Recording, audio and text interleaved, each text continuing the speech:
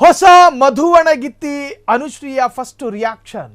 ರೋಷನ್ ಹೆಸರಿನಿಂದಾಗಿ ಹಲವು ಗೊಂದಲಗಳು ಎದುರಾಗಿತ್ತು. ಖುದ್ದಾಗಿ ಗೊಂದಲಗಳಿಗೆ ತೆರೆ ಎಳೆದ ಅನುಶ್ರೀ. ಹೊಸ ಮಧುವಣಗಿತ್ತಿ ಅನುಶ್ರೀ ಫಸ್ಟ್ ರಿಯಾಕ್ಷನ್ ಇದು. ರೋಷನ್ ಹೆಸರಿನಿಂದಾಗಿ ಹಲವು ಗೊಂದಲಗಳು ಉದ್ಭವಗೊಂಡಿತ್ತು. ಖುದ್ದಾಗಿ ಗೊಂದಲಗಳಿಗೆ ತೆರೆ ಎಳೆದ ಅನುಶ್ರೀ. ನನ್ನ ಪತಿಯ ಹೆಸರು ರೋಷನ್ ರಾಮಮೂರ್ತಿ ಅಂತ ಕೇಳಿಸ್ಕೊಂಡಾಗ ಎಲ್ಲರ ಕನ್ಫ್ಯೂಷನ್ ಸ್ವಲ್ಪ ಅಲ್ಲಿ ಕೊನೆಗಾಂತು. ರೋಷನ್ ರಾಮಮೂರ್ತಿ ಕುಶಾಲನಗರದವರು, ಮಡಿಕೇರಿ ಕುಶಾಲನಗರದವರು, ಬೆಂಗಳೂರಿನಲ್ಲಿ ಕೆಲಸ ಮಾಡುತ್ತಾ ಇದ್ದಾರೆ. ಈಗ ನನ್ನ ಮದುವೆ ಆಗಿದ್ದಾರೆ. ನಮ್ಮದು ಸಿಂಪಲ್ ಲವ್ ಸ್ಟೋರಿ. ಅದನ್ನ ಯಾರು ಹೇಳಿದ್ರು ನಂಬ್ತಾ ಇರಲಿಲ್ಲ. ನಾವಿಬ್ಬರು ಫ್ರೆಂಡ್ಸ್ ಆದೆವು, ಕಾಫಿ ಕುಡಿತಾ ಸ್ವಲ್ಪ ಮನಸ್ಸಲ್ಲಿ ಪ್ರೀತಿ ಹುಡುಕತ್ತು. ನನಗೆ ಅವರು ಇಷ್ಟ ಆದರು, ಅವರಿಗೆ ನಾನು ಇಷ್ಟ ಆದೆ. ಇಬ್ಬರಿಗೂ ಇಷ್ಟ ಆಯಿತು, ಲವ್ ಆಯಿತು. ಅದಾದ ನಂತರ ಇವತ್ತು ಮದುವೆ ಆಗಿದೆ. ರೋಷನ್ ಕೂಡ ಅಪ್ಪು ಸರ್ ಅವರನ್ನು ಬಹಳ ಇಷ್ಟಪಡ್ತಾರೆ.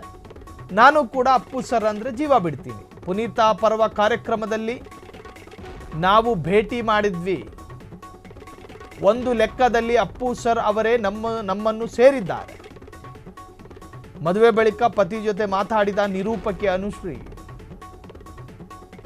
ಹೊಸ ಮಧುವಣಗಿತ್ತಿ ಅನುಶ್ರೀ ಫಸ್ಟ್ ರಿಯಾಕ್ಷನ್. ನಮ್ಮ ಕರ್ನಾಟಕದಲ್ಲಿ ಅನೇಕ ನಿರೂಪಕರೆಲ್ಲ ಇದ್ದಾರೆ. ಆದರೆ ಹೆಣ್ಣು ಮಕ್ಕಳಲ್ಲಿ ಪ್ರಥಮವಾಗಿ ನೆನಪಿಗೆ ಬರೋದು ಮಂಗಳೂರಿನ ನಿರೂಪಕಿ, ಕರಾವಳಿ ಭಾಗದ ನಿರೂಪಕಿ. ರಾಜ್ಯದ ಬೇರೆ ಬೇರೆ ಜಿಲ್ಲೆಗಳ ನಿರೂಪಕರೆಲ್ಲ ಇದ್ದಾರೆ. ಅವರ ಹೆಸರು ಎಲ್ಲೂ ಕೂಡ ಪ್ರಥಮವಾಗಿ ಕೇಳಿಬರೋದಿಲ್ಲ. ಮೊದಲು ಕೇಳಿಬರೋದು ಮಂಗಳೂರು. ಕರಾವಳಿಯ ನಿರೂಪಕಿ ಅನುಶ್ರೀಯ ಹೆಸರು.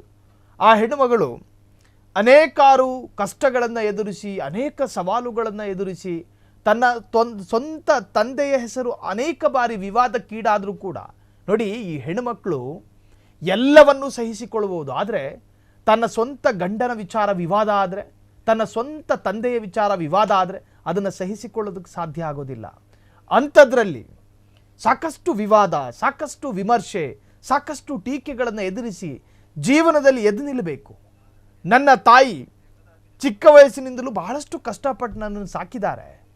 PGಗೆ ದುಡ್ಡು ಕೊಟ್ಟು ಇರೋದಕ್ಕೂ ಕೂಡ ಆರ್ಥಿಕ ಸ್ಥಿತಿ ನನ್ನದು ನೆಟ್ಟಗಿರಲಿಲ್ಲ. ಅಂಥದ್ರಲ್ಲಿ ನಾನು ಕಷ್ಟಪಟ್ಟು ಮುಂದೆ ಬಂದಿದ್ದೀನಿ.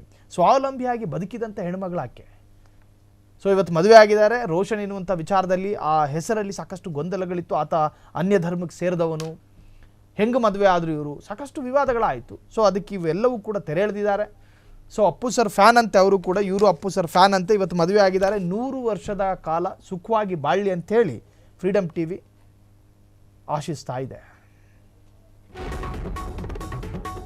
ಕ್ಷಣ ಕ್ಷಣದ ಸುದ್ದಿಗಳಿಗಾಗಿ ಫ್ರೀಡಮ್ TV ಸಬ್ಸ್ಕ್ರೈಬ್ ಮಾಡಿ, ಲೈಕ್ ಮಾಡಿ ಹಾಗೂ ಫಾಲೋ ಮಾಡಿ. ಹೊಸ ಸುದ್ದಿಗಳ ನೋಟಿಫಿಕೇಶನ್ಗಾಗಿ ಬೆಲ್ ಐಕಾನ್ ಮೇಲೆ ಕ್ಲಿಕ್ ಮಾಡಿ.